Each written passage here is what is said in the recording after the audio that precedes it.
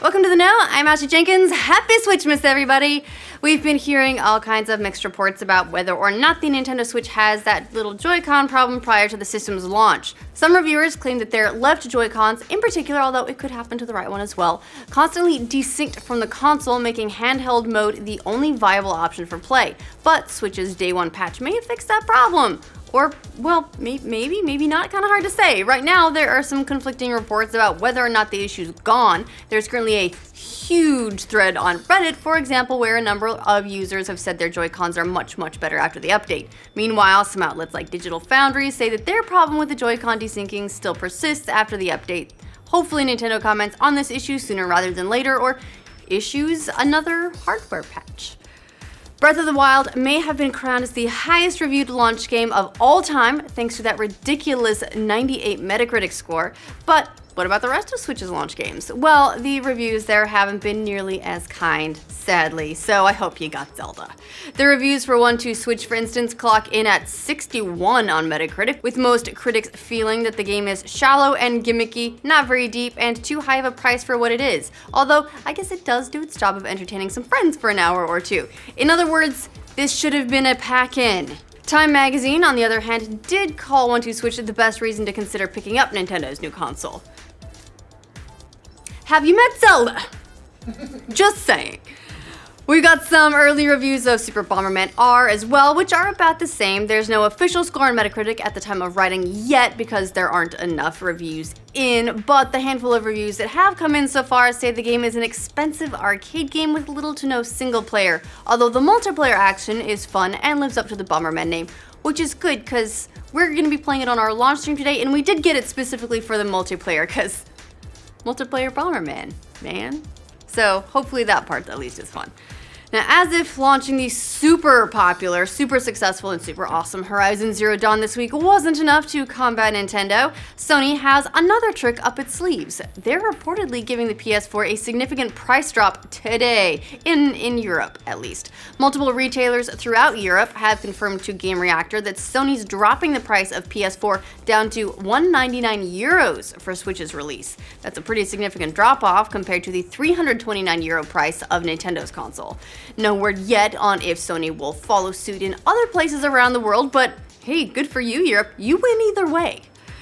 It's been a while since we've heard anything official from Hello Games, the creators of No Man's Sky, but Sean Murray shared some new tidbits from the company at this week's GDC. Murray gave a talk at the conference titled Building Worlds Using Maths, where he announced the creation of Hello Labs, a new initiative from Hello Games to fund smaller indie projects using procedural generation. According to Murray, Hello Games will fund 1 or 2 of these projects at a time, and they've already got one in active development. Murray also confirmed that work still continues on the next update for No Man's Sky, so hey, maybe Hello Games will use all that No Man's Sky to help fund the next No Man's Sky. The sequel to the sleeper hit game Sleeping Dogs might be dead in the water, tragically, but apparently the franchise will still live on the silver screen anyway. Deadline reports that the movie adaptation of Square Enix's open-world thriller will star none other than Donnie Yen, the Chinese action star who you might remember from Rogue One, who was one with the Force and the Force is with him. It's being helmed by producers of the Fast and Furious series, which may make you excited or disgusted depending on how you view those films. Apparently, the synopsis of the film states that Sleeping Dogs is about an undercover police officer, that's Yen, on a mission to take down one of the most powerful and dangerous criminal organizations in the world, the Notorious Triads. Who knows, maybe if the movie does well, we'll actually get that Sleeping Dogs sequel after all. Cross your fingers and buy a ticket. Or don't, we don't know if it's gonna be good yet. Heads up Overwatch fans, it looks like Bastion will soon suck again. Yeah, just when Blizzard finally made Bastion good. I know, it looks like he's getting super nerfed. Everyone's least favorite mech has mostly been unplayed, but an update this week made him more attractive when it gave him the ability to heal himself on the move and without getting interrupted if he took damage. Now, believe it or not, there are complaints that Bastion is overpowered. What? Which is the video game equivalent of the Browns winning the Super Bowl. That's a sports joke for some of you. And it looks like Overwatch director Jeff Kaplan agrees, saying in a recent post that he feels like Bastion is a little too powerful right now, and they'll be making some changes soon. So, RIP playable version of Bastion, we literally hardly knew you. Are you ready to trade Pokemon in Pokemon Go? This is what you've been waiting for, right? Would you like a side order of human contact with that? Because you're getting one. Developer Niantic told Polygon recently that whenever the feature finally comes out, no, of course it's not dated yet, but they're at least teasing it, which means that in a few years we might have it. But when it does, you'll only be able to trade with people physically nearby. That is in keeping with the developer's goal of getting people out of their houses and interacting with others. Still, it is kind of a bummer for people in rural areas who might not have a lot of trading options to fill out their Pokedexes. Also, if you have online friends, turns out they're not really your friends now, that they don't count.